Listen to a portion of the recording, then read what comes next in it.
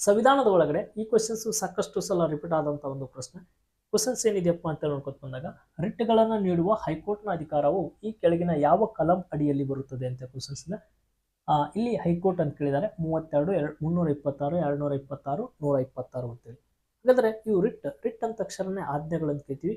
ಸುಮಾರು 5 ರಿಟ್ಗಳನ್ನ ಕೊಡಿಸಕ್ಕ ನಮ್ಗ ಇಲ್ಲಿ ಅವಕಾಶ ಇದೆ ಭಾರತ ಸಂವಿಧಾನದ ಒಳಗಡೆ. ಒಂದನೇದು ಹೇಬಿಯಸ್ ಕಾರ್ಪಸ್, ಮ್ಯಾಂಡಮಸ್, ಪ್ರೊಹಿಬಿಷನ್ಸ್, ಕೋವರೆಂಟು ಅಂಡ್ ಸರ್ಸ್ಯೂರರ್ ಐತೆ. ಈ 5 ರಿಟ್ಗಳು. ಹಾಗಾದ್ರೆ ಹೈಕೋರ್ಟ್ ಯಾವ ಅಧಿಕಾರದಲ್ಲಿ ಬರುತ್ತದಪ್ಪ ಅಂತ ನೋಡಿದಾಗ, ಹೈಕೋರ್ಟ್ನ ಅಧಿಕಾರವು ಕೆಳಗಿನ ಯಾವ ಕಲಂ ಅಂದ್ರೆ 226ನೇ ವಿಧಿಯ ಪ್ರಕಾರ. ಅದೇ ಸುಪ್ರೀಂ ಕೋರ್ಟ್ ಅಥವಾ ಸರ್ವೋಚ್ಚ ನ್ಯಾಯಾಲಯ ಅಂತ ಮೆನ್ಷನ್ ಮಾಡಿದಪ್ಪ ಅಂದ್ರೆ 32ನೇ ವಿಧಿ ಪ್ರಕಾರ. ಈ ತರ ನಾವು ಮೊಕದ್ದಮೆಗಳನ್ನ ಹೂಡಬಹುದು. 32ನೇ ವಿಧಿಯನ್ನ ಭಾರತದ ಸಂವಿಧಾನ ಪಿತಾಮಹರಾದಂತಹ ಅಂಬೇಡ್ಕರ್ ಅವರು ಹೃದಯ ಮತ್ತು ಆತ್ಮ ಅಂತ ಹೇಳಿ ಕರೀತಾರೆ. ಹಾಗಾದ್ರೆ ಫಸ್ಟ್ ನಮ್ಮ ಚಾನಲ್ ನೋಡ್ತಿದ್ರೆ, ಪೇಜ್ ನೋಡ್ತಿದ್ರೆ ಫಾಲೋ ಮಾಡ್ರಿ.